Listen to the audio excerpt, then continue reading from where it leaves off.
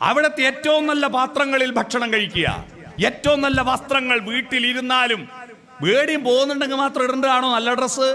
വീട്ടിലിരിക്കുമ്പോ പിന്നെ വീട്ടിൽ നിന്ന് എന്താ നല്ല ഇട്ടാല്? നിങ്ങളാണ് നിങ്ങളുടെ മക്കളെ രൂപപ്പെടുത്തിയത്. നിങ്ങളുടെ മക്കൾ ആരും തന്നെ ദുഷ്ടന്മാരായിട്ട് വന്നതല്ലല്ലോ. എല്ലാ കുട്ടിയും ജനിച്ചത്, ഞാൻ ഇന്നത്തെ ഫേസ്ബുക്ക് പോസ്റ്റിൽ ഞാനിട്ടത്, എല്ലാ കുട്ടികളും ജനിക്കുമ്പോൾ ദൈവപുത്രന്മാരായിരുന്നു. പിന്നീട് അവർ ചെകുത്താന്റെ സന്തതികളായി പോകുന്നതിന് അവർ ഉത്തരവാദിയല്ല.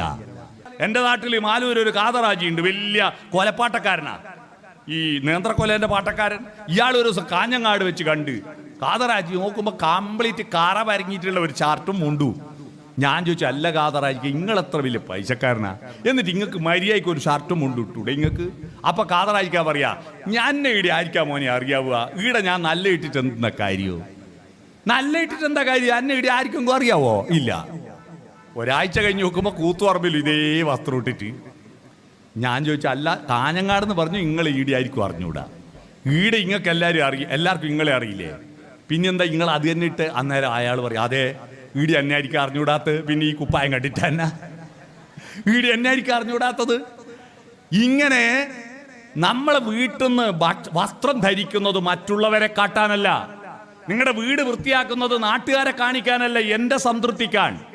നമ്മൾ കുളിച്ചു കഴിഞ്ഞാൽ നമുക്കൊരു സംതൃപ്തിയില്ലേ? നമ്മൾ നല്ല വസ്ത്രം ധരിച്ചാൽ നമുക്കൊരു സംതൃപ്തിയില്ലേ? അതുകൊണ്ട് നല്ലതെല്ലാം എടുത്തണിയുക. പണം ഉപയോഗിച്ചിട്ട് ഫലപ്രദമായി എൻ്റെ അടുത്ത തലമുറക്ക് കൊടുക്കാൻ വേണ്ടി സൂക്ഷിച്ച് വെക്കും. മര്യാദയ്ക്കൊന്നും തിന്നാണ്ട്, മര്യാദയ്ക്കൊന്നും ചെലവാക്കാണ്ട് സൂക്ഷിച്ച് വെക്കും. എന്നിട്ടോ നിങ്ങൾ 5 ലക്ഷം ഉറുപ്പിയുണ്ട് എൻ്റെ അക്കൗണ്ടിൽ എന്നെല്ലാം പറഞ്ഞാൽ പിള്ളേർക്ക് മൂക്കിൽ വലിക്കാനില്ല. അത് നാട്ടിലൊരു ചൊല്ലില്ലേ, ഉറുമ്പ് അരിച്ചു കൊണ്ടുവച്ചത് കാക്കക്ക് ഒരു കോരലിനേ ഉള്ളൂന്ന്. പിള്ളേർക്ക് കഴിഞ്ഞ ദിവസം ഇരുട്ടിന്ന് ഒരു രക്ഷിതാവ് പറയാ, എന്നോട് മോൻ ചോദിക്കുക, ലുലു മാളിൽ ടൂർ പോയിക്കോട്ടെ, ആയിക്കോട്ടെ, എത്ര പൈസ വേണ്ട? 1 ലക്ഷം ഉറുപ്പിയാന്ന്. 1 ലക്ഷം ഉറുപ്പിയ ടൂർ പോയാൽ? 1 ലക്ഷം ഉറുപ്പിയ ഇല്ലാണ്ട് ആടെ പോയിട്ട് എന്തെന്ന് വാങ്ങാനാന്നായിരുന്നു. പിള്ളേർക്ക് ഇതൊന്നും വലിയ പൈസയല്ല. അതുകൊണ്ട് അവർക്ക് വേണ്ടിയിട്ട് നിങ്ങൾ നശിപ്പിക്കണമെന്ന് ഞാൻ പറയുന്നില്ല. ചെലവാക്കാതെ വെച്ചിട്ട് വെറുതെ ജന്മം നശിപ്പിക്കല്ല.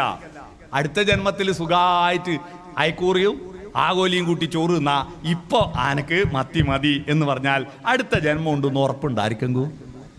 ഇതുവരെ ഒരു പള്ളിയിൽ അച്ഛനും ഉസ്താദും സ്വാമിയും മരിച്ചിട്ട് ആടെ പോയിട്ട് ഈടെ ഇങ്ങനെയാന്ന് വാട്സപ്പിൽ അയച്ചു തന്നെ. നമുക്ക് മരിച്ചു കഴിഞ്ഞാൽ എന്താന്ന് ഇതുവരെ ഒരാൾക്ക് ഒരു പിടിയുമില്ല.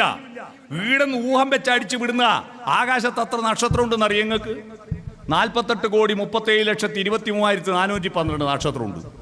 കൃത്യം എല്ലാം ഗണ്ണിക്കോ, ആർക്ക് എണ്ണാൻ പറ്റൂ? അതുകൊണ്ട് എന്തും പറയാലോ. അതുകൊണ്ട് മരിച്ചു കഴിഞ്ഞാൽ എന്താന്ന് ഒരു പിടിയും ഇന്നോളം ആർക്കും പിടികിട്ടിയില്ല. അതുകൊണ്ട് അവിടെ സ്വർഗം, അവിടെ ജന്നത്തുൽ ഫിർദൗസ്, അവിടെ പിന്നെ പറുദീസയൊക്കെ ഉണ്ട് എന്നൊക്കെ പറയുന്നത് ഇവിടെ ഇരുന്നവരാ. ഇവിടുന്ന് പറഞ്ഞ പോയവരൊന്നും പറഞ്ഞിട്ടില്ല, ഇവിടുന്ന് പറഞ്ഞ. അതുകൊണ്ട് നമുക്ക് കിട്ടിയിരിക്കുന്ന ഈ ജന്മം ഇതുവരെ നമ്മൾ ഒരുപാട് അനുഭവിച്ചു, കഷ്ടപ്പെട്ടു. നമ്മുടെ ഒരു ഭാഗ്യം നിങ്ങൾ നോക്കുക. നമ്മൾ ഒരിക്കലും നമ്മുടെ ജീവിതത്തെ ശപിക്കേണ്ട. നമ്മൾ മഹാഭാഗ്യവാന്മാരാ. നമുക്ക് പഴയ പട്ടിണിയും ദാരിദ്ര്യമൊക്കെ ഉണ്ടായിരുന്നെങ്കിലും ഗ്രാമീണതയുടെ ആ തോട്ടില് തോർത്തിട്ട് മീൻ പിടിച്ച് പരൽമീന് പിടിച്ച ആ അനുഭവം നമുക്കില്ലേ? പ്രഭാതത്തിൽ ഉദിച്ചു വരുന്ന സൂര്യകിരണങ്ങളേറ്റിട്ട് മുറ്റത്തെ വയലിലെ വരമ്പിലെ പുൽക്കൊടിത്തുമ്പിന്റെ മൂർധാവിലെ മഞ്ഞുതുള്ളികൾ ചുവന്നു വരുന്നത് കണ്ടിട്ട് ഉഷാകിരണങ്ങൾ പുൽകി പുൽകി തുഷാരബിന്ദുവിൻ വദനം ചുവന്നു പകലിൻ മാറിൽ ദിനകരകരങ്ങൾ പവിഴമാലികകൾ അണിഞ്ഞു എന്ന് പാട്ടുപാടാൻ, ആ പാട്ട് കേട്ടിട്ട് പുഴ നീന്തി പൂങ്കുന്നു ചുറ്റുന്ന കാറ്റിന്റെ അകതാരിൽ കസ്തൂരി ഗന്ധം അനുഭവിച്ചുകൊണ്ട് പുഴയിൽ നീന്തി കുളിക്കാൻ, കുളത്തിൽ കുളിക്കാൻ, പച്ചവെള്ളം പാളയിൽ വെള്ളം വലിച്ചിട്ട് നെല്ലിക്ക ചവച്ചിട്ട് കയ്യിൽ ഒഴിച്ചു തരുമ്പം കുടിക്കുമ്പോ ആ നെല്ലിക്കയുടെ മധുരം ആസ്വദിക്കാൻ നമുക്ക് കഴിഞ്ഞിട്ടില്ലേ? അതും ആസ്വദിക്കാൻ പറ്റി. ആധുനിക ടെക്നോളജിയുടെ സുഖങ്ങളും ആസ്വദിക്കാൻ പറ്റി. ബിരിയാണി തിന്നാൻ പറ്റി, നല്ല ഫോൺ ഉപയോഗിക്കാൻ പറ്റി, നമുക്ക് നല്ല നല്ല സുഖം AC റൂമിൽ കിടക്കാൻ പറ്റി, നല്ല നല്ല വാഹനങ്ങൾ കാണാൻ പറ്റി. നമ്മൾ രണ്ടും അനുഭവിച്ചവരാ. പഴമയുടെ സൗന്ദര്യവും പുതുമയുടെ സൗകര്യവും രണ്ടും അനുഭവിച്ച ഭാഗ്യവാന്മാരാ നമ്മൾ. നമ്മുടെ അച്ഛനമ്മമാർക്ക് പുതിയതിൻ്റെ സൗന്ദര്യവും പുതിയതിൻ്റെ സൗകര്യമൊന്നും കിട്ടിയിട്ടില്ല. അവർ നടന്നിട്ടാ പോയേ. അവർക്ക് മര്യാദയ്ക്ക് ചെരുപ്പുണ്ടായിരുന്നില്ല. അവർക്ക് ഒരുപാട് കഷ്ടപ്പാട് ബുദ്ധിമുട്ടുമായിട്ട് അവർ മരിച്ചുപോയത്. മരിക്കാത്തവരുണ്ടെങ്കിൽ അവർ ഭാഗ്യവാന്മാർ.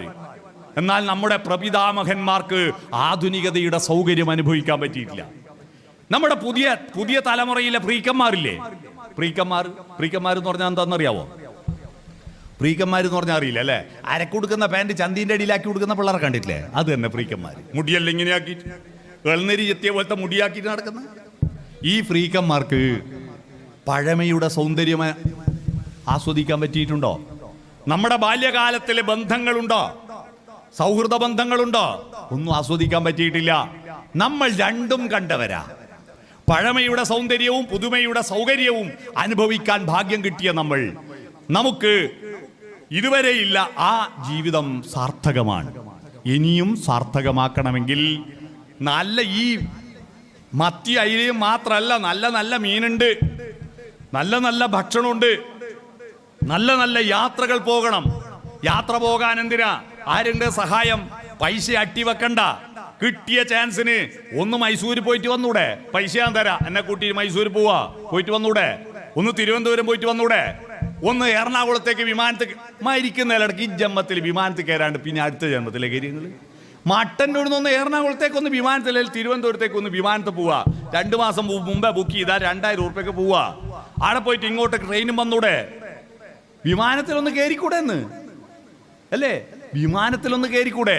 എൻ്റെ അമ്മേനെയും എൻ്റെ ഭാര്യൻ്റെ അമ്മേനെയും ഞാൻ വിമാനത്തിൽ കൂട്ടിയിട്ട് പോയി. ഞാൻ ബാംഗ്ലൂർ പോകുമ്പോൾ അവരെയും കൂട്ടി വിമാനത്തിൽ, ബോംബെ പോകുമ്പോൾ അവരെയും കൂട്ടി വിമാനത്തിൽ. അവർക്കുണ്ടാവില്ല ഒരു ആഗ്രഹം. അതൊക്കെ പൂർത്തീകരിക്കണം. അതുകൊണ്ട് ജീവിതം ആസ്വദിച്ചിടണമോരോ വരിയും ആനന്ദ സന്ദേശരസ മധുരം. എന്തുകൊണ്ടാ? ഇന്നോ നാളെയോ വിളക്കു കേടും, പിന്നെയോ ശൂന്യമാം അന്ധകാരം. കാവ്യപുസ്തകമല്ലോ ജീവിതം. ജീവിതത്തെ കാവ്യപുസ്തകമാക്കാൻ പണത്തെ ഫലപ്രദമായി ഉപയോഗപ്പെടുത്തുക. നമ്പർ 1. നമ്പർ 2, കമ്മ്യൂണിക്കേഷൻ സോഫ്റ്റനാക്കുക. നിങ്ങളെ വീട്ടുകാരും അയൽവാസികളും സുഹൃത്തുക്കളും നാട്ടുകാരുമായിട്ട് ഇപ്പൊ നിങ്ങൾക്ക് വാട്സപ്പ് ഗ്രൂപ്പെല്ലാം ഉണ്ടാവുമല്ലോ. ഈ പൂർവ്വ വിദ്യാർത്ഥി സംഗമം ഇങ്ങനെ വളരാനുള്ള പ്രധാനപ്പെട്ട കാരണം വാട്സപ്പാ അല്ലേ? വീണ്ടും ഒന്ന് കണ്ടൂടെ? അന്ന് പ്രേമം തോന്നി ഒരുപാട് പെണ്ണുണ്ടാവും, ഒരുപാട് ചെക്കനുണ്ടാവും. പക്ഷെ മിണ്ടാൻ പേടിയാ. അതിന്റെ കാരണം എന്താ? ആരാദ്യം പറയും. ഇതുകൊണ്ടാ പലതും മിണ്ടാത്ത.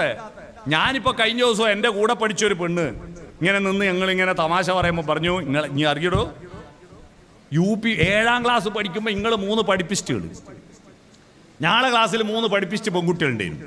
ഇവർ 3 ആളും കൂടി നിങ്ങളെ 3 ആളെ പ്രേമിക്കാൻ തീരുമാനിച്ചു. 7ാം ക്ലാസ്സിലെ പെൺകുട്ടികൾ നമുക്ക് അറിയയില്ല.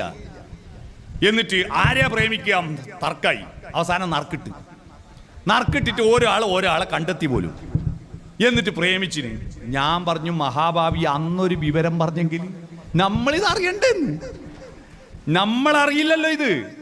പക്ഷെ അതല്ല, ഇപ്പൊ ധൈര്യത്ത് പറയാം അല്ലേ? അന്നിന്നെ ഞാൻ പ്രേമിച്ചതിനും കേട്ടാ എന്നെല്ലാം ധൈര്യത്ത് പറയാം. ഇപ്പൊ നമുക്ക് കൂട്ടുകാരോട് സംവദിക്കാം, ഹൃദയം തുറന്ന് സംവദിക്കാൻ. അതിന് സോഫ്റ്റൻ യുവർ കമ്മ്യൂണിക്കേഷൻ. എങ്ങനെയാണ്? കുടുംബ ബന്ധങ്ങൾ, അയൽവക്ക ബന്ധങ്ങൾ സോഫ്റ്റനാക്കുക. അപ്പൊ സോഫ്റ്റനാക്കിയാൽ മനുഷ്യന്റെ ഏറ്റവും വലിയ പ്രത്യേകത, ആശയവിനിമയം പൂർണ്ണമായി കഴിഞ്ഞാൽ തൃപ്തി അടയുന്നവനാണ് മനുഷ്യൻ. നമുക്കെന്തോ പറയാനുള്ളത് പറയാ. സന്തോഷം ചിരിച്ചിട്ടും സങ്കടം കരഞ്ഞിട്ടും രേഖപ്പെടുത്തുക. ഈ കരയാനും ചിരിക്കാനും മടിച്ച് മസിൽ പിടിക്കുന്നവരെ ഹാർട്ട് അറ്റാക്കായി മരിച്ചു പോകുന്നു കേട്ടാ. നിങ്ങൾ നോക്കിയാട്ടെ, പെണ്ണുങ്ങൾക്ക് ഹാർട്ട് അറ്റാക്ക് കുറവല്ലേ? ആണുങ്ങൾക്കല്ലേ അധികം ഹാർട്ട് അറ്റാക്ക്. എന്താ പെണ്ണുങ്ങൾക്ക് ഹാർട്ടില്ലേ? അവർ കരയാനുള്ള ഒരു ചാൻസ് കളയൂല. അതുകൊണ്ടാ നമ്മളെ നാട്ടിലല്ല ഒരു മരണപ്പെട്ട വീട്ടിൽ മിനിമം 5 ട്രിപ്പ് കരയും പെണ്ണുങ്ങൾ. മരിച്ചപാടൊന്ന് കുറേ കരഞ്ഞ് കട്ടൻ കാപ്പിയെല്ലാം കുടിച്ച് പിന്നെ സമാധാനത്തിൽ ഇരിക്കുമ്പോൾ അനിയത്തി വന്ന് ഓള് കരയുമ്പോൾ ഒന്നിച്ച് കരഞ്ഞു കൊടുക്കണ്ടേ? കുറച്ച് കഴിഞ്ഞപ്പോൾ ആങ്ങളെ വന്ന് ഓനെ കാണുമ്പോൾ ഒന്ന് കരയണ്ടേ?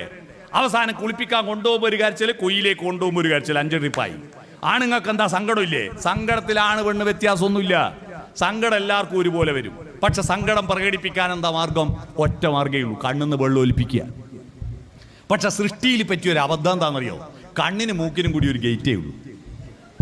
കണ്ണിന്റെ ഗേറ്റ് തുറക്കുമ്പോൾ ഓട്ടോമാറ്റിക്കായിട്ട് മൂക്കിലിട്ട വെള്ളം വരും. അന്നേരം മൂക്കിലെ വെള്ളം വലിച്ചു കയറ്റുമ്പോ അപ്പുറം ഇപ്പുറമുള്ള ആള് ശ്രദ്ധിക്കടാ ഇയാൾ എന്തിനാ കരയുന്നു. അതുകൊണ്ട് ഡീസന്റ് പോയി പോന്ന് പേടിച്ചിട്ട് ആണുങ്ങൾ സങ്കടം വന്നാ കരയാതെ വിഴുങ്ങും, നെഞ്ചു കെട്ടി ചത്തു. ചിരിക്കാൻ മുട്ടിയ ചിരിക്ക്, കരയാൻ മുട്ടിയ കരയും. എന്തിനു മടിക്കുന്നു? വികാരങ്ങൾ ഷെയർ ചെയ്യുക.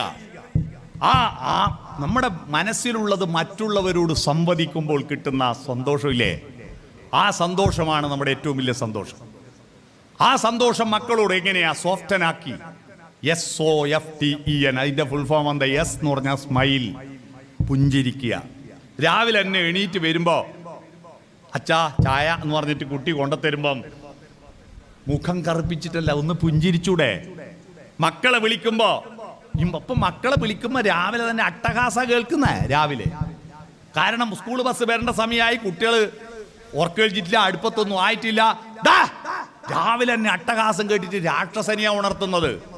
പക്ഷെ പണ്ടല്ല, നമ്മൾ അപ്പൂപ്പനും അമ്മൂമ്മയും എല്ലാം വന്നിട്ട് മോനെ ഒരു ലയവില്ലേ, മോളെ ഒരു ലയവില്ലേ, ആ ലയത്തിൽ വിളിക്കും. ഉറങ്ങുന്ന കുഞ്ഞിന്റെ മുഖത്ത് നോക്കിയിട്ട് നെറ്റിയിൽ വീണിരിക്കുന്ന മുടിയിഴകൾ മാടി ഒതുക്കി കവിളത്തൊരു മുത്തം കൊടുത്ത് പറ്റുമെങ്കിൽ കുപ്പായത്തിന്റെ ഉള്ളിൽ കൈയിട്ടിട്ട് പുറത്തൊന്ന് മാന്തി കൊടുക്ക്. പിള്ളറെ കൈമലാക്കാൻ ഏറ്റവും നല്ല സൂത്രം ഞാൻ പറഞ്ഞുതരാ, പുറത്ത് മാന്തി കൊടുത്താൽ മതി. കൈകൊണ്ട് കാലുകൊണ്ട് തലയോണ്ടെല്ലാം നമുക്ക് ഒരുപാട് ഉപകാരമുണ്ട്. ഒരു ഉപകാരമില്ലാത്തൊരു സാധനമാണ് ഈ വെറുതെ ഒരുപാട് സ്പേസ് കളയുന്ന പുറം. അത് മാന്താൻ മാത്രം ഉള്ള എന്ന വൈക്കം മുഹമ്മദ് ബഷീർ പറഞ്ഞത്, പുറം ചൊറിയാനുള്ള. അവിടെ ഒന്ന് മാന്തി കൊടുക്കുക, എന്നിട്ട് അവരോട് മെല്ലെ പറയുക, അവരോട് പുഞ്ചിരിക്കുക. കഴിഞ്ഞ ദിവസം എൻ്റെ നാട്ടിലൊരു സ്കൂളിൽ മാഷ് ഒക്ടോബർ 1 വയോജന ദിനത്തിന് വയോജനങ്ങളെ സ്നേഹിക്കേണ്ട കാര്യത്തെ പറ്റിയിട്ട് ഇങ്ങനെ പറഞ്ഞു കൊടുക്കുമ്പോ നമ്മളെല്ലാം സ്ഥിരം പറയുന്ന ഒരു ക്ലീഷേ ചൊല്ലുണ്ടല്ലോ, ആ ചൊല്ല് പറഞ്ഞു. എന്താ ചൊല്ല്? പഴുത്തപ്ലാവിലെ വീഴുമ്പോ പച്ചപ്ലാവിലെ ചിരിക്കും, പക്ഷെ പച്ചപ്ലാവിലെ അറിയണം നീയും ഒരു കാലം പഴുത്ത് വീഴുമെന്ന്. അപ്പോൾ ഒരു ചെക്കനൊരു സംശയം, അല്ല മാഷെ ഒരു സംശയം. എന്താ? ഈ ചെക്കൻ എന്ന് പറഞ്ഞാൽ ഭയങ്കര ചെക്കനാണ്. ഈ ചെക്കനാണ് ബ്രഹ്മാവിൻ്റെ മുഖത്തു നിന്ന് ബ്രാഹ്മണനും, കൈമെന്നും ക്ഷത്രിയനും, തൊടയമെന്ന് വൈശ്യനെയും, കാലിൻ്റെ അടിയിൽ നിന്ന് ശൂദ്രനെയും സൃഷ്ടിച്ചു എന്ന് മാഷ് ക്ലാസ് പറഞ്ഞപ്പോൾ ഈ ചെക്കൻ ചോദിച്ച സംശയമുണ്ട്, മാഷെ ബ്രഹ്മാവിൻ്റെ ഭാര്യയല്ലേ സരസ്വതി? അതെ, പിന്നെ ഓക്കുന്നതിനും പണിയെന്നാണ് ചോദിച്ചത്. ഇയാൾ കൈമെന്നും കാൽമെന്നെല്ലാം ഉണ്ടാക്കുമ്പോൾ. അതുപോലെ ഈ ചെക്കൻ ചോദിച്ച സംശയം എന്താണെന്നറിയോ? മാഷെ പഴുത്ത പ്ലാവിലെ വീഴുമ്പോൾ പച്ചപ്ലാവിലെ ചിരിക്കാണ്ടിരുന്നാൽ പഴുക്കാണ്ടിരിക്കുവോ? എന്തായാലും പഴുക്കൂലേ, പിന്നെ ചിരിക്കുന്നല്ലേ നല്ലേ. മനസ്സിലായോ? ഒന്ന് പുഞ്ചിരിക്കുക. GST അടക്കണ്ടല്ലോ പുഞ്ചിരിക്കാൻ. കുടുംബത്തോട് നോക്കി പുഞ്ചിരിക്കുന്ന മുഖം, ആ പുഞ്ചിരി കാണുന്നവർക്കല്ല, പുഞ്ചിരിക്കുന്നവർക്കാണ് നേട്ടമുണ്ടാകുക, എനർജി ഉണ്ടാകുക. അറിയോ നിങ്ങൾക്ക്? ചിരിക്കുമ്പോൾ ചിരി കാണുന്നവർക്കല്ല, ചിരിക്കുന്നവർക്കാണ് അതിന്റെ നേട്ടമുണ്ടാവുക. അതുകൊണ്ട് സ്മൈൽ. ഇനിയുള്ള ജീവിതം എല്ലാ ദിവസവും പരമാവധി സ്മൈൽ. അതാണ്. 2 SOFTEN, ഓപ്പൺ ഹേർട്ട്. ഹൃദയം തുറന്ന് വർത്താനം പറ. ഹൃദയം തുറക്ക്. അല്ലാതെ എന്തെങ്കിലും ചോദിച്ചാ മിണ്ടാണ്ടിരിക്കുക. ഈ പ്രായമുള്ള ചില ആളുടെ സ്വഭാവം മിണ്ടാണ്ടിരിക്കുക. എനിക്ക് അത് കിട്ടിയില്ല, എനിക്ക് ചോറിനെന്താ ആ കൂട്ടാത്തം തരാഞ്ഞ്, എനിക്കെന്താ ഒരു കഷ്ടം കുറഞ്ഞാഞ്ഞ് എന്നല്ലൊക്കെ മനസ്സിലുണ്ടാവും. അത് ചോർന്ന് ചോദിക്കണ്ടേ? മിണ്ടാണ്ടിരുന്നാൽ എന്താ കാര്യം? ഒരു കാര്യമില്ല. മിണ്ടാണ്ടിരിക്കൽ ഒരു സമരത്തിന്റെ മാർഗമാണല്ലേ. 1980കളിൽ നമ്മുടെ കേരളത്തിലെ സ്ത്രീകൾ ഭർത്താവിനോട് സമരം ചെയ്തത് മിണ്ടാണ്ടിരുന്നില്ല, മിണ്ടൂല. എന്തെങ്കിലും ഒന്ന് പറഞ്ഞാൽ സമാധാനമായി. ഇതിപ്പോൾ ഓള് മിണ്ടാണ്ടിരിക്കുമ്പോൾ ഭർത്താവിൻ്റെ ഉള്ളിൽ നിന്ന് വേഗാത്ത ചേനക്കഷ്ണം എന്ന പോലെ എഴുന്നോ ചൊറിയും, മാന്താനാവുകയില്ല. അങ്ങനെ ഒരു അവസ്ഥയുണ്ട്. മിണ്ടാണ്ടിരിക്കലല്ല, മിണ്ടുക. ഹൃദയം തുറന്ന് വർത്തമാനം പറയുക. ഹൃദയം തുറന്നിട്ട് തുറക്കുക. അതാണ് open heart. F forward lean. മുന്നോട്ട് കുനിയുക, മക്കളുടെ അടുത്തേക്ക് കുനിയുക. മക്കളുടെ മുന്നിൽ നമ്മൾ താഴാൽ മക്കൾ ഉയരുക. നമ്മുടെ ദൗത്യം മക്കളെ ഉയർത്തലല്ലേ. ഒരു കുട്ടി നിലത്ത് നിൽക്കുന്നു, നമ്മൾ കുട്ടീനെ എടുക്കണം. വാ മോനെ എന്ന് പറഞ്ഞ് ഇങ്ങനെ നിന്നാ കുട്ടീനെ എടുക്കാനാവോ? നമ്മൾ കുട്ടിയോളം താണാലേ കുട്ടി നമ്മളോളം ഉയരൂ. നമ്മുടെ മക്കള് തോന്നിയാസികളായിട്ടുണ്ടെങ്കിൽ അതിന്റെ ഉത്തരവാദി ആരാ? നമ്മളല്ലേ. ഒരു മഴത്തുള്ളി ഏത് കടലിലാണ് ചെന്ന് ചേരേണ്ടതെന്ന് തീരുമാനിക്കുന്നത് ആ മഴത്തുള്ളിയല്ല, ആ മഴത്തുള്ളി വീണ കുന്നിന്റെ ചെരിവാ. വയനാട്ടിലേക്ക് പേരിയച്ചോരം വഴി പോയിട്ടുണ്ടോ? അങ്ങനെ പോകുമ്പോൾ പോന്ന വഴിക്കെല്ലാം മയിലിനെ കാണാം. 28-ാം മൈല്, 29-ാം മൈല്, 32-ാം മൈല്. ആ 32-ാം മൈലെത്തിയ പിന്നെ കുന്നിന്റെ മോന്തായത്തിലെത്തി, പിന്നെ അങ്ങോട്ടുള്ള ചെരിവ. ഈ മോന്തായത്തിൽ ഒരു മഴത്തുള്ളി വന്നാൽ ആ മഴത്തുള്ളി വീഴുമ്പോ ഒരിളം കാറ്റ് ഇപ്പുറത്തോ അപ്പുറത്തോ വീണാൽ എന്താ സംഭവിക്കുക? ഇപ്പുറത്ത് വീണ മഴത്തുള്ളി ഒഴുകിയിട്ട് 28 മൈൽ സെമിനാരി വില്ല വന്ന് വെള്ളറ കോളനി വഴി ആ ഉരുൾപൊട്ടൽ നടന്ന സ്ഥലത്തൂട്ട് നെടുമ്പഞ്ചാല് പൂളക്കുട്ടി വഴി ഒഴുകിയിട്ട് അത് നേരെ തൊണ്ടി പാലത്തിന്റെ അടിയിലൂടെ പേരാവൂർ പാലത്തിന്റെ അടിയിലൂടെ നേരെ കൊട്ടിയൂർ ബാവലിപ്പുഴയായി ചേർന്നിട്ട് ഓടക്കടവ് പുഴ വഴി ആറളം പുഴയായിട്ട് പാലപ്പുഴയും ചേടിച്ച് പിന്നെ ഇരിട്ടി പാലത്തിന്റെ മേലെ വെച്ച് കൂട്ടുപുഴയായി ചേർന്നിട്ട് പാലത്തിന്റെ അടിയിലൂടെ പടിയൂരിന്റെയും എടക്കാനത്തിന്റെയും മധ്യത്തിലൂടെ അത് പഴശ്ശി ഡാമും കടന്ന് ഇരിക്കൂർ മാമാനത്ത് അമ്പലത്തിന്റെയും നിലാമുറ്റം പള്ളിയുടെയും പിറകിലൂടെ ചേടിച്ചേരി കടവും മുനമ്പം കടവിൽ വെച്ച് ശ്രീകണ്ഠപുരം പുഴയായി ചേർന്നിട്ട് നണിച്ചേരി കടവും കടന്ന് പറശ്ശിക്കടവിന്റെ മുന്നിലൂടെ കാട്ടാമ്പള്ളി വഴി വളവട്ടണം പാലത്തിന്റെ അടിയിലൂടെ അങ്ങ് മാട്ടൂലിന്റെയും അഴീക്കൽ ഫെറിയുടെ ഇടയിൽ അറബിക്കടലിൽ ചേരും ഒരു തുള്ളി. എന്നാൽ ഈ കാറ്റ് ഈ തുള്ളി വീഴുമ്പോ ഒരു ഇളം തെന്നൽ അപ്പുറത്താ വീണെങ്കിൽ ആ വെള്ളം ഒഴുകി ചന്ദനത്തോടാവും, തലപ്പുഴയാവും, ആലാറ്റിലാവും, പിന്നെ മഞ്ഞപ്പളുങ്കൻ മലയിലൂടെ മാനന്തവാടിപ്പുഴയിലൂടെ വള്ളിയൂർക്കാവിന്റെ മുന്നിലൂടെ അത് കുറുവാദ്വീപിൽ വെച്ച് പനമരം പുഴയുമായി ചേർന്നിട്ട് പിന്നെ കബനി നദിയാകും. കബനി നദി മാവിലാന്തോട് പഴശ്ശിരാജ വെടിയെ മരിച്ച മാവിലാന്തോടുമായി ചേർന്നിട്ട് കർണാടകത്തിലെത്തിയ കാവേരി നദിയാവും. മൈസൂര് കണ്ണമ്പാടി അണക്കെട്ടും കടന്നിട്ട് ഹൊസൂര് വഴി ഒഴുകിയിട്ട് തമിഴ്നാട്ടിലൂടെ കാവേരിപ്പൂം പട്ടണം എന്ന് പറയുന്ന തുറമുഖ പട്ടണത്തിൽ വെച്ച് ബംഗാൾ ഉൾക്കടലിൽ ചേരും ഒരു മഴത്തുള്ളി. ആ മഴത്തുള്ളിയല്ല തീരുമാനിച്ചത്, ആ കുന്നിന്റെ ചെരിവാണ്. നമ്മുടെ മക്കളുടെ മഹത്വം നിശ്ചയിച്ചത് നിങ്ങളാണ്. നിങ്ങളുടെ ഒരു തട്ട്, ഒരു നോക്ക്, ഒരു വാക്ക് ഒക്കെയാണ് അവരുടെ സ്വഭാവ രൂപീകരണത്തിന് നിമിത്തമായത്. ഞാനൊരു കവിത വായിക്കാതെ കിടന്നുറങ്ങാറില്ല. എല്ലാ ദിവസവും ഒരു കവിത വായിക്കണമെന്ന് എൻ്റെ ജീവിതത്തിൽ ഒരു ചിട്ടയാണ്. ആ ചിട്ടയ്ക്ക് കാരണക്കാരിയായത് LP സ്കൂൾ പഠിക്കുമ്പോൾ എൻ്റെ അമ്മ എനിക്ക് കവിത ചൊല്ലിത്തരുന്നത് കേട്ടാസ്വദിച്ച് പഠിക്കാറുള്ളത് കൊണ്ടാണ്. നിങ്ങളാണ് നിങ്ങളുടെ മക്കളെ രൂപപ്പെടുത്തിയത്. നിങ്ങളുടെ മക്കൾ ആരും തന്നെ ദുഷ്ടന്മാരായിട്ട് വന്നതല്ലല്ലോ. എല്ലാ കുട്ടിയും ജനിച്ചത്, ഞാൻ ഇന്നത്തെ ഫേസ്ബുക്ക് പോസ്റ്റിൽ ഞാനിട്ടത്, എല്ലാ കുട്ടികളും ജനിക്കുമ്പോൾ ദൈവപുത്രന്മാരായിരുന്നു. പിന്നീട് അവർ ചെകുത്താന്റെ സന്തതികളായി പോകുന്നതിന് അവർ ഉത്തരവാദിയല്ല. ഇന്ത്യൻ എക്സ്പ്രസ് പത്രത്തിന്റെ ചരമപേജിൽ മരിച്ചുപോയ ഒരു കുട്ടീന്റെ ഫോട്ടോ, 16ാം ചരമദിനത്തിൽ ഒരു സുന്ദരനായൊരു കുട്ടി. ആ കുട്ടീന്റെ ഫോട്ടോന്റെ അടിയിൽ ഒരു കുറിപ്പുണ്ടായിരുന്നു. ആ കുറിപ്പ് വായിച്ചിട്ട് ഞാൻ അല്ലാതെ വികാരം കൊണ്ടു. ആ കുറിപ്പ് ഇങ്ങനെയാണ് ഇംഗ്ലീഷിൽ: who pluck the flower? I said the master. Then the gardener kept silent. Malayalam പറയാം. Who plucked the flower? ആരടാ പൂ പറിച്ചത്? I said the master. തോട്ടത്തിന്റെ ഉടമ പറഞ്ഞു, ഞാനാ പറിച്ചത്. Then the gardener kept silent. പിന്നെ ഉദ്യാനപാലകൻ മിണ്ടാണ്ടിരുന്നു.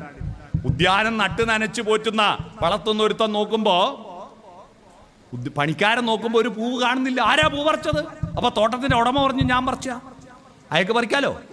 പിന്നീട് ഉദ്യാനപാലകൻ മിണ്ടാണ്ടിരുന്നു. ഈ കുട്ടി മരിച്ചുപോയ കുട്ടിയുടെ പറ്റിയിട്ട് അച്ഛനും അമ്മയും പറയും, ആരാ എൻ്റെ മോനെ എടുത്തേ? മോനെ തന്ന ആള് പറയാ, ഞാനിങ്ങോട്ട് എടുത്തതാ, എൻ്റെ തോട്ടത്തിലെ പൂവല്ലേ.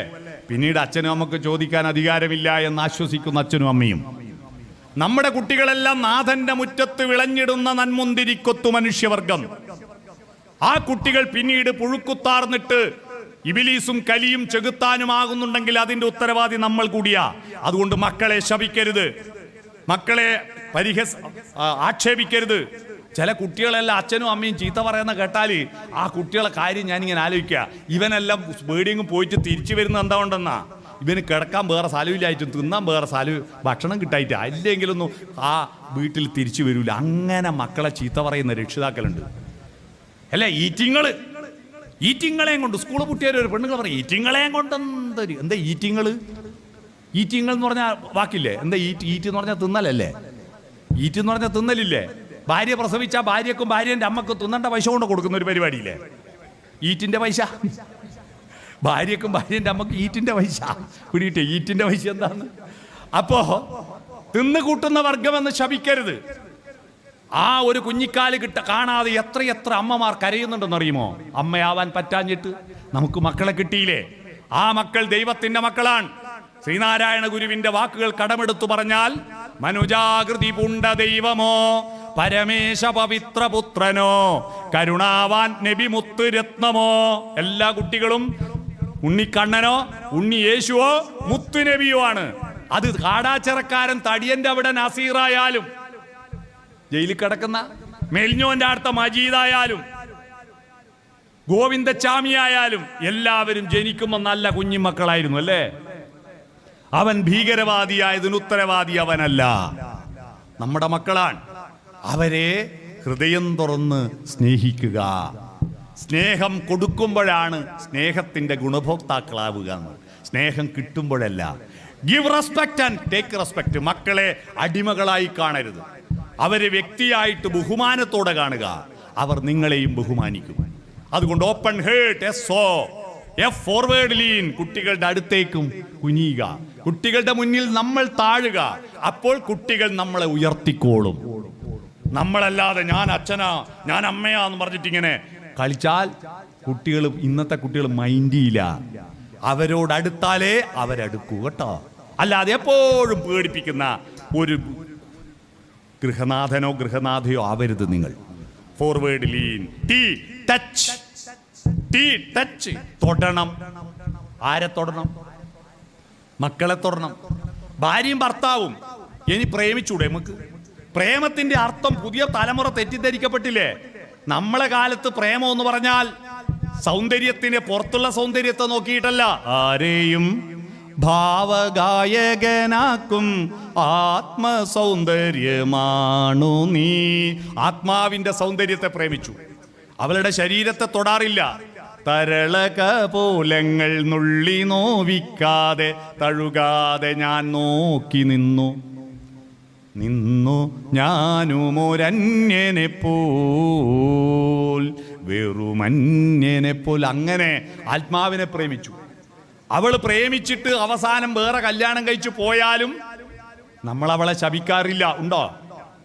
അലിഞ്ഞു ചേർന്നതിൻ ശേഷമൻ ജീവനെ പിരിഞ്ഞു പോയി നീ, എങ്കിലും എന്നും മംഗളം നേരുന്നു ഞാൻ. മംഗളം നേരെ അറിയുള്ളൂ നമ്മള്. അവളുടെ വേറെ കല്യാണം കഴിച്ചിട്ട് എനിക്ക് മക്കളില്ലാണ്ടായി പോകത്തതിന് ശപിക്കലുണ്ടോ നമ്മള്? ഇല്ല. ആ പുണ്യദാമ്പത്യ വർണ്ണവല്ലരിയിൽ ആനന്ദമുകുളങ്ങൾ ജനിക്കട്ടെ ജനിക്കട്ടെ എന്ന് പാടിയവരാ നമ്മൾ. എന്നാ ഇന്ന് കാമുകനും കാമുകിയും തമ്മിൽ ആത്മാവ് വേണ്ട, ശരീരം മതി. അർദ്ധരാത്രിക്ക് വേണ്ടിയാ കല്യാണം കഴിച്ച്, ഒരാഴ്ച കഴിഞ്ഞപ്പോ നീ പോടൂന്ന് പറയും. അർദ്ധരാത്രിക്ക് ശരീരം മതി.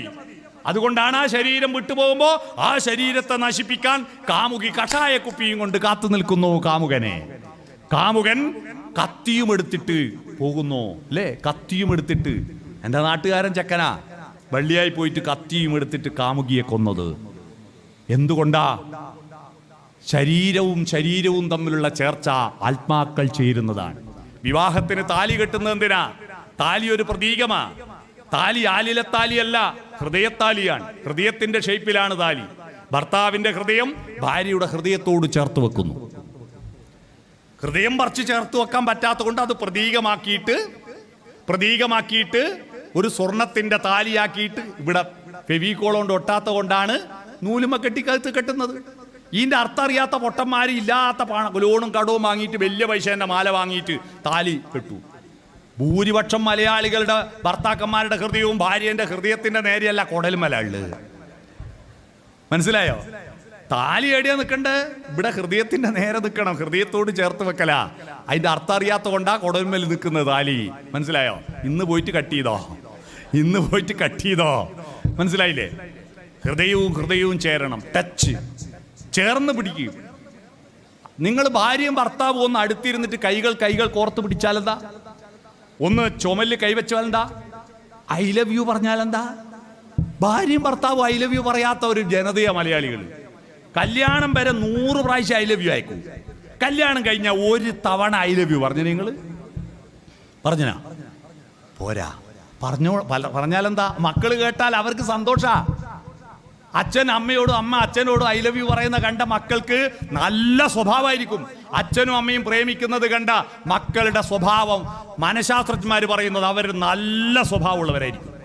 അച്ഛനും അമ്മയും കലഹം ചെയ്യുന്ന, എപ്പോഴും കീരിമൂർക്കന് പോയ ആയിട്ടുള്ള ജീവിക്കുന്ന കുടുംബത്തിലെ കുട്ടികളാണ് സ്വഭാവ വൈകൃതം കാണിക്കുന്നത്. അതുകൊണ്ട് പ്രേമിക്ക്. ഞാൻ കഴിഞ്ഞ ദിവസം ഇതൊരു ക്ലാസ്സിലെടുത്തപ്പോൾ ഒരാൾ പറയാ, കല്യാണം കഴിഞ്ഞാൽ പിന്നെ ഐ ലവ് യു പറയാത്ത എന്താണെന്ന് അറിയോ സാറേ? എന്താ, എലക്ഷൻ കഴിഞ്ഞാൽ പിന്നെ എന്തിനാപ്പാ പ്രചരണോ? അതുകൊണ്ടാന്ന്. എലക്ഷൻ കഴിയുന്നവരല്ലേ പ്രചരണം കൊണ്ടു എന്നാണ്. എലക്ഷൻ കഴിഞ്ഞിട്ടില്ല, നിങ്ങളുടെ സെലക്ഷൻ കഴിഞ്ഞിട്ട്, സെലക്ഷൻ കഴിഞ്ഞല്ലോ, ഇനി നിങ്ങളുടെ മരണം വരെ എലക്ഷൻ തന്നെയാ. ഇനി വേറെ സെലക്ട് ചെയ്യാനില്ലല്ലോ, മരണം വരെ എലക്ഷനാണ്. അതുകൊണ്ട് ടച്ച്, SOFT, ടച്ച്, തൊടുക, ഹൃദയത്തിൽ തൊടുക, ചുമലൊന്ന് കൈവെക്കുക, ശരീരത്തിൽ തൊടുക, മനസ്സിലായോ? ടച്ച്. ഇരുട്ടത്ത് മാത്രമേ ടച്ച് ചെയ്യൂ എന്നുള്ള ഭാഷ പിടിക്കുന്ന ദമ്പതിമാരാണ് മലയാളികൾ. എന്ത് പൊട്ടന്മാരാ! വാതിലടച്ച് ഇരുട്ടത്ത് മാത്രമേ തൊടൂ, പകൽ വെളിച്ചത്ത് തൊടാൻ പാടില്ല എന്ന് ഏതെങ്കിലും കിതാബിൽ എഴുതി വെച്ചിനാ? അതിനെന്തിനാ നാണിക്കുന്നത്? നിങ്ങൾ ആരാന്റെ ഭാര്യനെ ഒന്നും അല്ലല്ലോ തൊടുന്നേ. അവനവന്റെ ഭാര്യനെ തൊട്ടാലെന്താ? അതിൽ ഒരു നാണവും വേണ്ട. അത് നിങ്ങളുടെ ഊർജം വർദ്ധിപ്പിക്കും, ഉറപ്പായിട്ട് പറയാം. ഇനി SOFT, ഐ കോണ്ടാക്ട്, കണ്ണിൽ നോക്കി വർത്താനം പറയാം.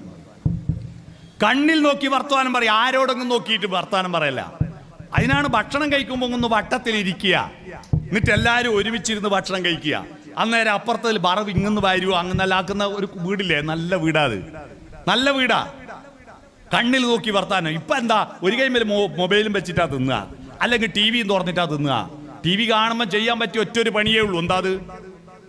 ഭക്ഷണം കഴിക്കൽ മാത്രം, വേറെ ഒരു പണിയും നടക്കൂല. TV, റേഡിയോ കേൾക്കുമ്പോൾ എന്ത് പണിയും നടക്കും. നിങ്ങളെല്ലാവരും ഒരു റേഡിയോ വാങ്ങും. ആ റേഡിയോ വാങ്ങിയാൽ നിങ്ങൾക്കുണ്ടാകുന്ന ആനന്ദം TV തരൂല കേട്ടോ. സംസ്കാരമുള്ളത് മാത്രമേ റേഡിയോയിൽ വരൂ, വൃത്തികെട്ട് ഒന്നും റേഡിയോയിൽ വരൂല. മനസ്സിലായോ? അതുകൊണ്ട് എല്ലാവരും റേഡിയോ വാങ്ങാം. രാവിലെ 5:45 ആ സ്റ്റേഷൻ തുറക്കുന്ന ഒരു ഒച്ച കേട്ടാൽ തന്നെ അന്നത്തെ ദിവസം നല്ലൊരു മൂടാവും. 5:45 തുറന്നു വെക്കുക, രാത്രി 11:15 വരെ പാട്ടെല്ലാം കേട്ടിട്ട് കിടന്നുറങ്ങിയൊക്കെ അത് നിങ്ങളുടെ വീട്ടിന് ഭയങ്കര ഒരു സംസ്കാരം നൽകും. TV കാണുമ്പോൾ ഇതേ നടക്കൂ. കുഞ്ഞുണ്ണി മാഷ് പറഞ്ഞിട്ടുണ്ട്, വായിലേക്കുള്ള വഴി കൈക്ക് കാണാപ്പാടം, വായിൽ നിന്നുള്ള വഴി നാവിനു തെറ്റുന്നു മിക്കപ്പോഴും. അല്ലേ? വായിലേക്കുള്ള വഴി കൈക്ക് കാണാപ്പാടല്ലേ? രാത്രി ചോറ് ഒന്ന് കൊടുക്കുമ്പോൾ പെട്ടെന്ന് കരണ്ട് പോയി, ആരെങ്കിലും വായി കാണായിട്ട് ചോറ് വാരി ചെവി കൊണ്ടുവച്ചിട്ടുണ്ടോ? ഇല്ല. വായിലേക്കുള്ള വഴി കൈക്ക് കാണാപ്പാടം. അപ്പൊ TV കാണുമ്പോൾ ഇതങ്ങ് നടക്കും. അത് നിർത്തിയിട്ട് കണ്ണിൽ നോക്കി വർത്തമാനം പറയുക, മുഖത്തോട് മുഖം നോക്കുക, മക്കളുടെ മുഖത്ത് നോക്കുക, ഭാര്യയും ഭർത്താവും മുഖത്ത് നോക്കുക. അതാണ് ഐ കോണ്ടാക്ട്. ഇനി അവസാനത്തെ SOFT, എന്ന് പറഞ്ഞാൽ നോഡിങ്. എന്താ നോഡിങ്? നമ്മുടെ തലയിട ഫിറ്റ് ചെയ്ത് എന്തിനാ? ഇങ്ങോട്ടും തിരിക്കാം, മേലോട്ടും നോക്കാം, താഴോട്ടും നോക്കാം, ചുഴറ്റാം. തല കുലിക്കണം. തല കുലിക്കാനുള്ള ഒരു പാട്ടോ ഒരു തായമ്പകയോ കേൾക്കുമ്പോ തല കുലുക്കി ആസ്വദിക്കുന്നില്ലേ? തല കുലിക്കാനുള്ളതാ, അല്ലാതെ ഈ കുതിരക്ക് ജീന വെച്ച പോലെ ഇങ്ങനെ നിൽക്കാനുള്ളതല്ല. തല കുലിക്കുക. മക്കൾ വർത്താനം പറയുമ്പോ തല കുലിക്കുക, അവൻ പറയുന്നത് കേൾക്കുക. ഇത്തരത്തിൽ നിങ്ങളുടെ കുടുംബ ബന്ധങ്ങൾ സോഫ്റ്റനാക്കുക. SOFT, മൃദുലമാക്കുക. നിങ്ങളുടെ ജീവിതത്തിൽ പ്രഷറിന്റെ ഗുളിക കുറക്കാം. രസം, ആനന്ദം. നമുക്ക് ആനന്ദമാണ് വേണ്ടത്. എന്താ ആനന്ദം? മധുരിപു ഭഗവാൻ മാനസ മുരളിയെ ചുംബിച്ചുണർത്തുന്നൊരാനന്ദ ലഹരിയിൽ ആന്തോളനം. എന്ത് ആന്തോളനം എന്ന് അറിയാവോ? പണ്ടെല്ലാം നമ്മളെല്ലാം ചെറുപ്പത്തിൽ കിണറ്റിലെ വെള്ളം പറ്റി അപ്പുറത്തെ വീട്ടിൽ വെള്ളം കോരാൻ പോയില്ലേ? എന്നിട്ട് അലോമനി പാത്രത്തിൽ വെള്ളം മുക്കി കോരിയിട്ട് ഒരു പഴയ ലുങ്കി എടുത്ത് തെരിയാക്കി വെച്ചിട്ട് ഒന്ന് പിടിച്ചു തരുവാന്ന് പറഞ്ഞിട്ട് പിടിച്ച് തലയിൽ വെച്ചിട്ട് വെള്ളവും കൊണ്ട് വരുമ്പോൾ കാലൊരു കല്ലിനോ വേരുമലോ കുത്തിപ്പോയാൽ തലയിലെ പാത്രവും വെള്ളവും. ആന്തോളനം. ഇതാ ആന്തോളനം. മനസ്സിങ്ങനെ ആനന്ദത്തിൽ ആന്തോളനം നടത്തണം. ഒന്നലയില്ല മാനമാടി എൻ തോണി അങ്ങേക്കരെ പോയി വാ എന്ന മട്ടിൽ കടലിൽ കെട്ടിയിട്ട തോണിയെപ്പോലെ മനസ്സാന്തോളനം നടത്തണം. ആ ആനന്ദത്തിലേക്ക് പോകണം. മനുഷ്യ ജീവിതത്തിന്റെ പരമമായ ലക്ഷ്യം, വികാസത്തിന്റെ പരമമായ മാനദണ്ഡം ഹാപ്പിനെസ് ആണ്. ഫിലിപ്പൈൻസ് ആണ് ലോകത്തെ ഏറ്റവും നല്ല ഹാപ്പിനെസ് ഉള്ള ജനത. അവരൊരാളെ ചീത്ത പറയൂല, ഒരു കുറ്റവും കുറവും പറയില്ല, അസൂയയില്ല. ഓരോ ആളും അധ്വാനിച്ച് ജീവിക്കുക, ഹാപ്പിനെസ്. അല്ലാതെ നമുക്ക് ഇതെല്ലാം ഉണ്ടായിട്ട് കാര്യമില്ല. ഉണ്ടായിട്ടാ കാര്യം? ഇതെല്ലാം ഉണ്ട്, പക്ഷേ ഒരു സ്വസ്ഥതയില്ല, സമാധാനമില്ല. മുകേഷ് അംബാനിയും അനിൽ അംബാനിയും ഇന്ത്യയിൽ ഏറ്റവും വലിയ പൈസക്കാരാ, പക്ഷെ അവർക്ക് ആനന്ദമില്ല. കാരണം ഇവർ തമ്മാമ കണ്ടാമുണ്ടില്ല. ഏട്ടനും അനിയനും തമ്മ കണ്ട മിണ്ടല്ല, പിന്നെ എന്ത് ജീവിതത്തിന് എന്ത് രസം. അതുകൊണ്ട് നിങ്ങൾ എന്ത് വേണം? നമുക്ക് പരാജയപ്പെടാൻ പഠിക്കാം. ആരാദ്യം മിണ്ടും? ആരോടെങ്കിലും വെറുപ്പുണ്ടെങ്കിൽ മിണ്ടാതിരിക്കരുത്. ആരാ മുൻകൈ എടുക്കേണ്ടത്? രണ്ടാൾ തമ്മിൽ തർക്കമുണ്ടെങ്കിൽ അവര് തമ്മിൽ സംഭാഷണം നടത്താൻ മുൻകൈ എടുക്കേണ്ടത് ഒറ്റൊരാളേ ഉള്ളൂ. ആരാത്? ഒന്ന് എഴുതിയിട്ട് ഇംഗ്ലീഷിൽ വായിച്ച ആളാ. ആരാ? ഞാനാണ്. പക്ഷേ അല്ല, നമ്മളെല്ലാം യു. ഐ അല്ല, യു. ഇങ്ങനെയല്ലേ യു? നീ മിണ്ടിയാ ഞാൻ മിണ്ടാ, ഒരിക്കലും മിണ്ടലുണ്ടാവില്ല. അതുകൊണ്ട് മിണ്ടാതിരിക്കുന്ന ആരുണ്ടെങ്കിൽ ഇത് ഈ ക്ലാസ് കഴിഞ്ഞ് തിരിച്ചു പോയാ ഇന്ന് തന്നെ ഫോൺ വിളിച്ച് മിണ്ടുക.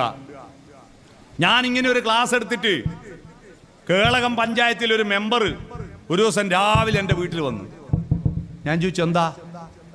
നിങ്ങളെ ക്ലാസ് കേട്ടിട്ട് എൻ്റെ ജീവിതത്തിൽ ഒരു ഗുണമുണ്ടായി. എന്താ? ഞാനും പഞ്ചായത്ത് പ്രസിഡന്റും തമ്മിൽ കണ്ടിട്ട് മിണ്ടാത്ത കുറേ കാലമായി. യോഗത്തിന് പോകും, മുഖത്തോട് മുഖം നോക്കൂല. ഞങ്ങൾ ചെറുപ്പത്തിൽ ഭയങ്കര കമ്പനിയായിരുന്നു. പക്ഷേ പ്രസിഡന്റ് സ്ഥാനം ഓന് കിട്ടിയവരെ ഞാൻ ഓനോട് മിണ്ടില്ല. നമ്മൾ തർക്കമായിരുന്നു, മിണ്ടലില്ല. അപ്പൊ മിണ്ടണമെന്നുണ്ട്, പക്ഷെ മിണ്ടില്ല. അപ്പൊ ഓൻ മിണ്ടിയാ ഞാൻ മിണ്ടാന്ന് ഞാൻ വിചാരിച്ചു, ഞാൻ മിണ്ടിയാ ഓൻ മിണ്ടെന്ന് ഓൻ വിചാരിച്ചു. നിങ്ങളെ ക്ലാസ് കേട്ടപ്പോൾ ഞാൻ വിചാരിച്ചു എന്നാ പിന്നെ മിണ്ടിക്കളിയാ. ഞാൻ ഫോൺ എടുത്ത് ഡയൽ ചെയ്ത് ലാൻഡ് ഫോണിൽ. എൻ്റെ നമ്പർ കണ്ട അവൻ എടുക്കൂല. ലാൻഡ് ഫോണിൽ ഫോൺ എടുത്തു. എന്താ ചോദിച്ചു. ആരാ? അപ്പൊ ഞാൻ പറഞ്ഞു, ഇന്ന് ആളാ. എന്താ വിളിച്ചേ? ഒരു വല്ലാത്ത ഒച്ചത്തിൽ എനിക്കിന്നോട് സംസാരിക്കണം. ഞാൻ അങ്ങോട്ട് വരട്ടടാ എന്ന് ചോദിച്ചു. എൻ്റെ സാറ് നിങ്ങൾ പറഞ്ഞ് എല്ലാം മുറിഞ്ഞു പോയി. അവൻ എന്താ പറഞ്ഞെന്നറിയോ? ഇങ്ങോട്ട് വരണ്ട, 10 മിനിറ്റ് കൊണ്ട് ഞാൻ എൻ്റെ വീട്ടിലേക്ക് അങ്ങോട്ട് വരും.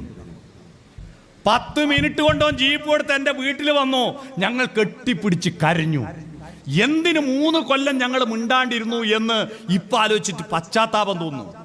ഒരു വാക്കൊന്ന് മിണ്ടാൻ കാത്തു നിൽക്കുക ആള്. അതുകൊണ്ട് മിണ്ടാൻ മുൻകൈ എടുക്കേണ്ടത് നിങ്ങളാണ്. നിങ്ങൾ മുൻകൈ എടുക്കുക, വെറുപ്പ് ഒഴിവാക്കുക, എല്ലാവരും സ്നേഹിച്ച് സുന്ദരമായി ജീവിക്കുക. അത്തരത്തിൽ നമ്മുടെ കുടുംബ ബന്ധങ്ങൾ ആർദ്രമാക്കുക. പരന്ന അറിവും ആഴമുള്ള അറിവും നമുക്കുണ്ടായിരുന്നു. ഇന്നത്തെ കുട്ടികൾക്ക് നമ്മളെ 10 ഇരട്ടി ബുദ്ധി ഉണ്ട് അല്ലേ? 10 ഇരട്ടി ബുദ്ധി ഉണ്ട്. ഇപ്പൊ 5G ഫോൺ ഇറങ്ങാൻ പോവാ. 2 ഒരുപോലത്തെ ഫോൺ വാങ്ങുക. നിങ്ങളെ മക്കൾക്ക് ഒരു ഫോൺ കൊടുക്കുക, നിങ്ങൾ കൊടുക്കുക. ഇതാരാ ആദ്യം പഠിക്കാൻ നോക്കാലോ? പിള്ളേർ ഇത് പലതും പെട്ടെന്ന് ഡൗൺലോഡ് ചെയ്യും. നമ്മളിങ്ങനെ വഴിതെറ്റിയ വിമാനം എഴുതി ഇറക്കേണ്ടതെന്ന് കളിക്കാൻ വേണ്ടി ഇങ്ങനെ കളിക്കും. എന്നാ നാട്ടിലൊരു വലിയ പൈസക്കാരനുണ്ട്, വലിയ കച്ചവടക്കാരനാണ്. ഞെക്കുന്ന കടന്നപ്പള്ളി MLA പോലെ ഞെക്കുന്ന ഫോണേ ഉള്ളൂ. ഒരു കല്യാണ വീട്ടിൽ നിന്ന് ഇങ്ങനെ ഞെക്കുമ്പോൾ നമ്മളെ പ്രീക്കന്മാർ ഇദ്ദേഹത്തെ കുറവാക്കി. പൈസക്കാരനെന്ന് പറഞ്ഞിട്ട് എന്താ പിശുക്കനാണ്, പയഞ്ച ഫോൺ എടുത്ത് നടക്കുന്നു. ഇത് ഇയാളെ ഭാര്യ കേട്ട് വീട്ടിൽ പോയി ബഹളം വെച്ച് നിങ്ങൾ ഈ പയഞ്ച ഫോൺ എടുത്ത് നടന്നിട്ട് ഞങ്ങൾ നാണം കെടുക, പഴയ ഫോൺ എടുത്തോളം ഒളിപ്പിച്ച്. അങ്ങനെ അടുത്ത ദിവസം ഞാൻ റോഡ് മേലെ വിട്ട് പോകുമ്പോൾ അദ്ദേഹം പറഞ്ഞു, ഞാനും ടച്ചിലായി. ഒരാഴ്ച കഴിഞ്ഞപ്പോൾ ഇദ്ദേഹത്തിന്റെ ആവേശമെല്ലാം പോയി. എന്താ ബാലകൃഷ്ണേട്ടാ? ഒന്നും പറയണ്ട, പൈസയും കൊടുത്ത് കടിക്കുന്ന നായിനെ വാങ്ങിയ പോലെയാണ്. എന്താ അത്? ഈ രാഗത്ത് എന്തല്ലോ വരുന്നുടോ. ഇത് ചെവിക്ക് തൊടുമ്പോൾ കട്ടായി പോവുക. ചിലപ്പോൾ ചെവിക്ക് ഇങ്ങനെ ഒരഞ്ഞു പോയിട്ടുണ്ട്, മേലെ നിന്നെന്തല്ലോ കീഞ്ഞു വരും. പിന്നെ എങ്ങനെ അതിനെ മടക്കി പറഞ്ഞേക്കേണ്ടത് തിരിയുന്നില്ല. പക്ഷെ ഇവർക്കൊരു ചെറിയ മോനുണ്ട്, പ്രജീഷ്, 3ാം ക്ലാസ്. ഇവന് ഒറ്റയാഴ്ച കൊണ്ട് ഈ ഫോണിന്റെ എല്ലാ ഡീറ്റെയിലും പഠിച്ചു. ഞായറാഴ്ച അച്ഛനും മോനും ലീവാ. ഞാൻ റോഡ് മേലൂട്ട നടന്നു വരുമ്പോൾ വരാന്തയിൽ സോഫയമേൽ ഇരുന്നിട്ട് അച്ഛനും മോനും അച്ഛനെ ഫോൺ ഉപയോഗിക്കാൻ പഠിപ്പിക്കുക. അതിൻ്റെ ഇടയിൽ ഈ ചെക്കൻ അച്ഛനോട് പറയുന്നൊരു വാക്ക് കേൾക്കണോ? ഏടാ അച്ഛ പോട്ട, അങ്ങനെയല്ല. അത് കേട്ടിട്ട് അച്ഛൻ വിനീത വിധേയനായി നിൽക്കുക. അങ്ങനെ പറയുന്നൊരു മോനുണ്ട്, നമ്മളെ ഭാഗ്യട്ടാ. ഏടാ അച്ഛ പോട്ട എന്ന് പറഞ്ഞാല് അതെന്തൊരു നല്ല അച്ഛമ്മ ബന്ധാ. നിങ്ങൾ ആലോചിക്കട്ടെ, അതെന്തൊരു ആർദ്രതയാ. നമ്മളെ കുട്ടികളെ നല്ല വിവരമുള്ളവരാ, പക്ഷെ അവരുടെ അറിവ് പരന്നതാ. അത് പ്ലസ് അല്ല, മൈനസാ. അത് ആഴമുണ്ടാക്കി കൊടുക്കണം. അപ്പോൾ ആഴം ഇങ്ങനെ വരച്ചാലേ അത് പ്ലസ് ആവും. ആഴമുണ്ടാക്കി കൊടുക്കാൻ ഒറ്റൊരു വാക്ക് മാത്രം, അറിവിന്റെ ആഴത്തെ പറ്റി എന്തായിരിക്കണം നിങ്ങൾ പുതിയ തലമുറയോട് സംവദിക്കേണ്ടതെന്ന് ഒരു വാക്ക് മാത്രം പറഞ്ഞിട്ട് ഞാൻ എൻ്റെ ക്ലാസ് നിർത്താം. ആ വാക്ക് നിങ്ങൾ പറഞ്ഞോ. ലോകത്തിലെ ഏറ്റവും സുന്ദരമായ ഒരു വാക്ക് പറയൂ. ലോകത്തിലെ ഏറ്റവും സുന്ദരമായ ഒരു വാക്ക് ലവ്. പിന്നെ വേറെ എന്തും കൊണ്ടോ? വേറെ എന്തും കൊണ്ടോ? സുന്ദരമായ ഒരു വാക്ക് പറഞ്ഞു, ലവ്. അമ്മ എന്ന് പറഞ്ഞിട്ടുണ്ട് അവിടെ അല്ലേ? അമ്മ. ഈ ലവ് അതിൽ പെട്ടു അല്ലേ? ലവ്, വാത്സല്യം എല്ലാം അമ്മയെ പെട്ടില്ലേ? അമ്മയാണ് ഏറ്റവും സുന്ദരമായ വാക്കെന്ന് അഭിപ്രായമുള്ള ആരുണ്ടെങ്കിൽ കൈയടിച്ചാട്ടെ. അപ്പൊ ഭൂരിപക്ഷം അമ്മക്ക. അപ്പൊ അമ്മ വിജയിച്ച്. ആ അമ്മ എന്ന വാക്കിനെ നമുക്ക് പ്ലസ് ആക്കാം. പുതിയ തലമുറയോട് വാട്ട് ഈസ് അമ്മ എന്ന് ചോദിച്ചവൻ ഗൂഗിളിൽ തപ്പും. വാട്ട് ഈസ് അമ്മ? ഗർഭം ധരിച്ചവൾ, പ്രസവിച്ചവർ, മുലയൂട്ടിയവൾ, ഇതാണ് അമ്മ. അല്ലെ അലക്കി തരുന്നവർ, ഷഡ്ഡി വരെ അലക്കി കൊടുക്കുന്ന അമ്മമാരുണ്ട്. ഒരിക്കലും ചെയ്യരുത്. കുട്ടികളോട് ചെയ്യുന്ന മഹാഭാവ. ഞാൻ കുടുംബശ്രീയിലൂടെ ഒരു സർവേ എടുത്തപ്പോൾ കേരളത്തിൽ 87% പുരുഷന്മാർ അവനവൻ്റെ അണ്ടർവെയർ അലക്കാത്തവരാ. ഭാര്യനെയും പിന്നെ അമ്മേനെയും പെങ്ങളെല്ലാം ഏൽപ്പിക്കും. എന്ത് വൃത്തികേടാന്ന്. അവനവൻ്റെ അണ്ടർവെയർ ഒന്ന് അലക്കിയിട്ടാൽത്താ. ചില ആൾ വിചാരിക്കുന്നുണ്ട് ഈ കുരുപ്പനെ വിളിച്ചിട്ട് ആവത്തായല്ലോ എന്ന്. അല്ലേ അണ്ടർവെയർ അവനവന്. ഇതെല്ലാം ചെയ്തു തരുന്നവളാണ് അമ്മ എന്ന് കുട്ടികൾ തെറ്റിദ്ധരിക്കുന്നു. അതല്ല, അത് പരന്നർത്ഥ. അതിനൊരാഴമുണ്ട്. എന്താണ്? ലോകത്തിലെ ഏറ്റവും സുന്ദരമായ പാട്ടുകൾ പാടുന്നവരമ്മമാരാ. ആ സുന്ദരമായ പാട്ട് കേട്ടിട്ടാ നമ്മളെല്ലാം ഉറങ്ങിയേ. താരാട്ടുപാട്ടുകളാണ് ലോകത്തിലെ ഏറ്റവും സുന്ദരമായ പാട്ടുകൾ, അല്ലേ? സുന്ദരമായ പാട്ടുകൾ. ആ പാട്ടുകളിൽ അമ്മമാർ ഉപയോഗിക്കുന്ന അക്ഷരങ്ങൾ ശ്രദ്ധിച്ചിട്ടുണ്ടോ? MA മലയാളോ ഇംഗ്ലീഷോ ഹിന്ദിയോ പഠിച്ചവർക്കറിയാം ഒരു പേപ്പറിന്റെ പേര് ഫോണറ്റിക്സ് എന്നാണ്. ഫോണറ്റിക്സ്, സ്വനശാസ്ത്രം. ശബ്ദം കണ്ടത്തിൽ നിന്നും വായിൽ നിന്നും പുറത്തേക്ക് വരുന്ന വിവിധ സ്ഥാനങ്ങൾ വെച്ചിട്ട് അർത്ഥതലങ്ങൾ സൃഷ്ടിക്കുന്നതിനാണ് ഫോണറ്റിക്സ് എന്ന് പറയാ. ഈ ഫോണറ്റിക്സ് എന്ന ശാസ്ത്രം വരുന്നതിന് മുമ്പ് ഫോണറ്റിക്സ് അറിയുന്നവരെ അമ്മമാര് അവര് കുട്ടിയെ താരാട്ടുപാട്ട് പാടുമ്പോൾ ഉപയോഗിക്കുന്ന അക്ഷരങ്ങൾ സ്വരാക്ഷരം മാത്രം ഉപയോഗിച്ചാൽ കുട്ടിക്ക് അക്ഷരജ്ഞാനം ഉണ്ടാവില്ല. ആ ഈ ഊന്ന് മാത്രം പാടിയാൽ മതിയോ? എന്നാ കാന്ന് പാടിയാൽ കുട്ടി ഉറങ്ങൂല. അതുകൊണ്ട് സ്വരത്തിൻ്റെയും വ്യഞ്ജനത്തിൻ്റെയും മധ്യത്തിലുള്ള 4 അക്ഷരമുണ്ട്, മധ്യമാക്ഷരങ്ങൾ. ആ മധ്യമാക്ഷരങ്ങളാണ് താരാട്ടുപാട്ടിൽ ഉപയോഗിക്കുക.